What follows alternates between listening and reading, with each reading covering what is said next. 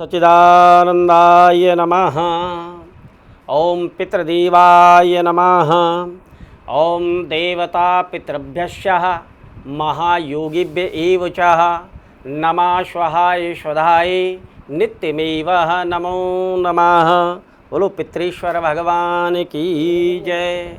भगवत प्रेमियों, शास्त्र प्रेमियों, अनंत पितृभक्तों, और इस समय जो पितृपक्ष का संचालन चल रहा है और पितृपक्ष के संचालन में कई विषय भी उत्पन्न होते जा रहे हैं और उन विषयों का समाधान मैं हमेशा निरंतर अपने प्रयास से अपनी अल्प बुद्धि के द्वारा आपको हमेशा प्रदर्शित करता हूँ।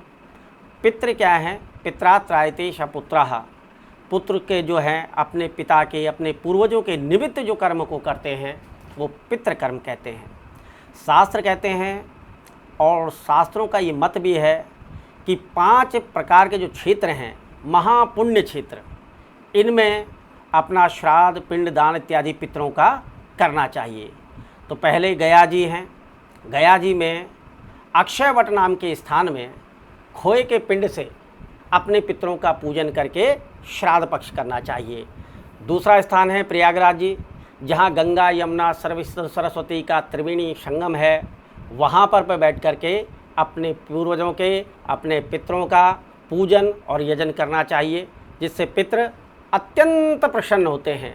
तीसरा स्थान है हमारा उत्तराखंड में बद्रीनाथ जी का। यहाँ ब्रह्म कपाल पर बैठ करके अपने पूर्वजों के निमित्त पितृकर्म श्राद्ध कर्म किए जाते हैं। और चौथा स्थान हमारा हरिद्वार है।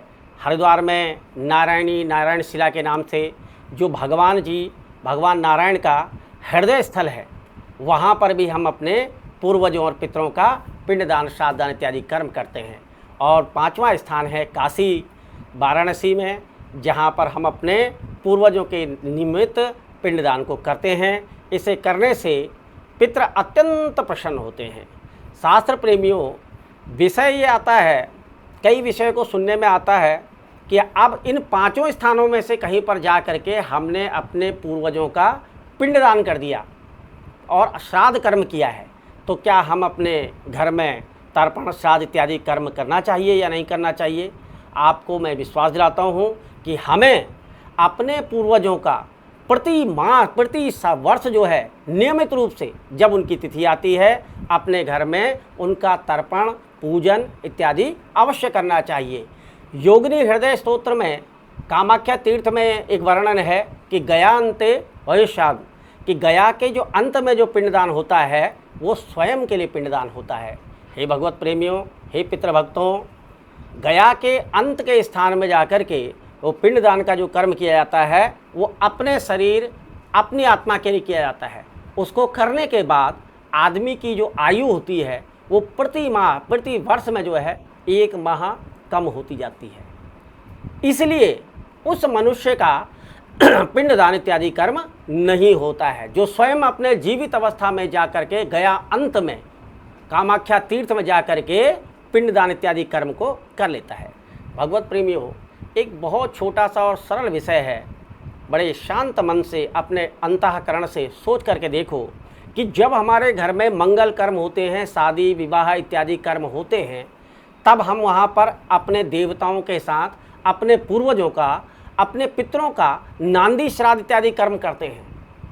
हर कोई करता है। तो जब हम अपने पूर्वजों को, अपने पितरों को वहाँ छोड़ करके आ जाएंगे तो हम अपने घर में किस प्रकार इस कर्म को कर सकते हैं? मंगल कर्म में हम अपने देवताओं को, अपने पितरों को स्वधा के रूप में कैसे उनको भोग देंगे, कैसे उनको यज्ञ में भाग देंगे?